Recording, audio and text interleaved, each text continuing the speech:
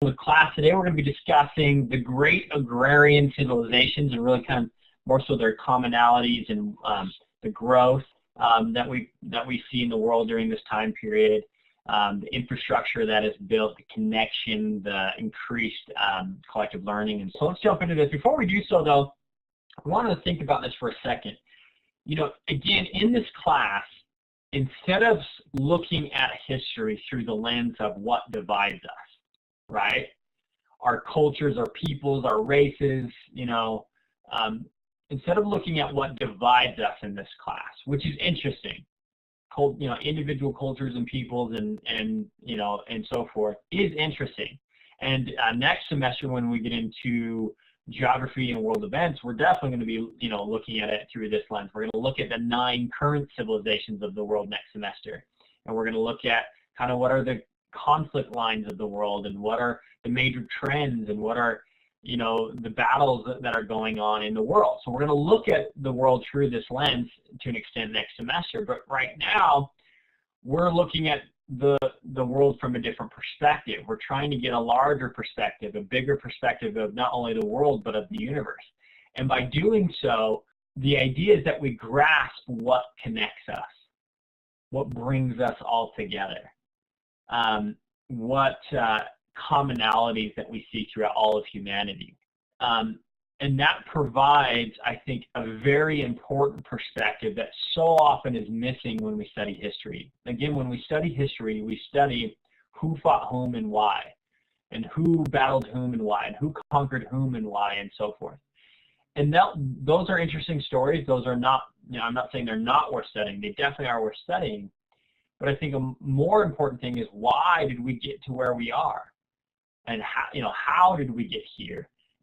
And what unites us as humans, not what divides us. And I think those are very important questions to answer and to think about. So let's get into this. As we study the agrarian civilizations, we're not going to be studying each in particular. We're going to be looking at them generally, what caused their growth, expansion, and so on and so forth, and see what is similar amongst all of these civilizations. Okay, so let's jump in. First of all, to give kind of a larger historical context, what are the 7 ages of history as defined in this course? We've got the Paleolithic age. What does Paleolithic mean again? Who can tell me? Paleo and then lithic. Marcus? Paleo is like tools, and then the other one is stone, or professors like mean stone tools. Mm-hmm. Yep, stone tools or the Stone Age, exactly. Yep. And then the Neolithic age, we get into, so the Paleolithic is by far the longest, right? It lasts roughly from 250,000 years ago to about 10,000 BCE. Some would argue 15,000 BCE, depends on who you talk to. The Neolithic age really lasts from about 10,000 to about 3,300 BCE, when we start to see the first emergence of civilizations, not just peoples in towns and cities, but real civilizations. The Bronze Age lasts all the way into from 3,300 BCE to 1,200 BCE. Then we see that collapse, and kind of during the Iron Age, it's kind of another dark ages in many ways for the world. Then we get into the Classical Age from roughly 500 BCE to 500 CE, fall of Rome. You can kind of think of the end of the Classical Age. And then the Medieval Age, the middle, or the often called the Middle Ages, 500 to about 1600 CE. We start coming out of the Middle Ages really before 1600 BC, or sorry, AD, through the Renaissance, but that really only happens in small parts of the world, like mostly in Italy and to an extent up into France. But it really doesn't get going until the Reformation, till roughly around 1600. And then the modern age, 1600 to present. So if you want to kind of categorize world history, this is the way that it's often commonly categorized. Now, each peoples, each individual groups kind of have their own categories, and the dates are going to be a little bit different. But this is kind of a general summation for this class that kind of gives us a basic structure to look at that flow of history. Moving on. Why was geographic expansion essential to the survival of many early agrarian empires. Why did these empires expand, and some of them expanded massively? Why was it so important and needful for them to expand in the first place? What incentivized them, and so forth? Celine, go ahead. So from what I gleaned from the reading, basically one of the videos was talking about how it is, they were trying to expand because it's really expensive to maintain a civilization. You have to have complex infrastructure, military, government, whatever, and you can't tax your people out of, like, into oblivion, or they'll revolt and rebel, so you have to kind of expand out and just keep, like, conquering other people and using more resources, finding more resources, so that you don't have to draw off of the same people every time. Yeah, exactly. Fantastic. Fantastic summation. Alex or Doug, do you have something to add to that? Oh, well, going along with that, I think it was also talking about how they could only tax their own people to a certain extent. So if they grew, they could take more money from those people that they conquered, and thus sustain themselves more and earn more money. So they could avoid rebellion and things like that. Yeah, exactly. So what are their expenses? All of these civilizations in one form or another started to build out infrastructure. Infrastructure can be walls surrounding cities. It can be roads in between cities, and many other systems for exchange. Ports, canals, and that was a huge one. Canals were probably some of the biggest projects, especially early on, to be able to move water from one area to another, and so that cities could survive, especially as they grew much larger. So infrastructure was a massive part of their expense. Funding their government and all their government officials, because these people are not productive in the sense that they aren't producing something. They're more organizing what is being produced and how it's moved. And then, of course, the expenses of maintaining a military, and especially if you have a large empire, you need a massive military, and a dominant one at that. And so the expenses of these early empires are huge, okay? So as both Doug and, I'm not sure who that was, Doug or Alex and Celine talked about, you could, to increase profits, increase taxes, right? But as they pointed out, you risk rebellion if you start increasing taxes too much. And so there's only so much that you can draw from one population, okay? It's kind of limited to that extent. Now you can grow your economy. That's easier said than done, but still, you know, you're not going to really significantly increase your profits by always raising taxes, because then you kind of risk rebellion and a whole lot of other issues.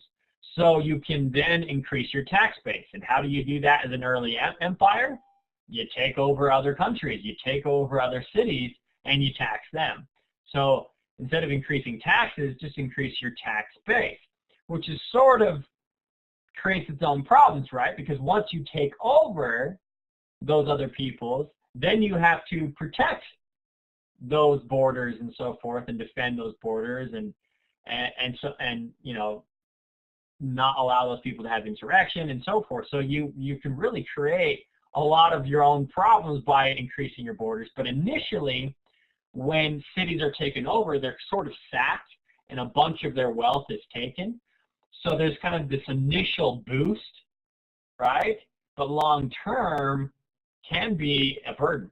Celine, go ahead.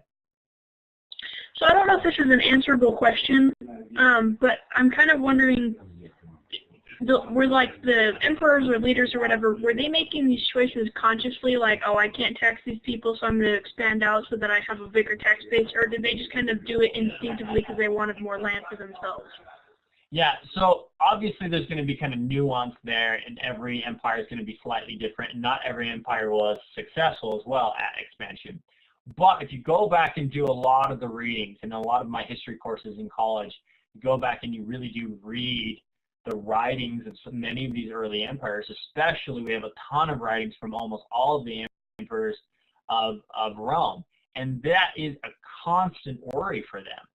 We need to expand to get to these resources, or we need to expand to increase our tax base. I mean, they are very intentional about it, but they also, especially by the time the Roman Empire came around, are fully recognizing the consequences of empire expansion and the cost to do so and the cost to maintain. So it's difficult on many levels, and they're very, very aware of the burden. Oftentimes when we think of an emperor, we just think of some fat dude that's like, give me a goblet of something cool and refreshing and go kill those people. You know, we don't really think that they are bureaucrats and that they had to really think through their empires. Now, that doesn't mean that they were only making practical choices. They definitely had their egos involved. They definitely wanted to expand their empire to expand their might. So their egos were part of it, but there was a lot of things that they had to think about, and frankly, those who weren't effective at thinking about all of those ramifications and all of those issues were less effective, and their empires decreased or at the very least struggled because of it. So yeah, really good question though, Celine. Really good question. Does that answer your question fully, or do you have any follow-up? Cool. Okay. So and then lastly, and I already kind of touched on this, but one of the reasons to expand as well is a greater access to resources, and that resource might be gold and silver or other, timber, other commodities, in other words, right? And so certain areas of the world have these things, and so taking over those regions were important to be able to get a hold of those commodities. Food as well, more fertile regions and regions that can produce a wider variety of foods and so forth. And even just taking over areas because of their access to seaports and I didn't include this on here, but it kind of goes along with ports, but access to roads and exchange systems. If you could take over cities that fostered a large amount of exchange in a region, you were going to create a larger tax base and control very important areas because of that exchange that goes on there. So we can see why they had a natural incentive to want to expand. It wasn't all about just ego, although definitely if you read the writings of some of these early emperors, many of them, it was about ego. It was about, I want to take over more because I want to be the greatest ever. So that was a part of their thinking as well.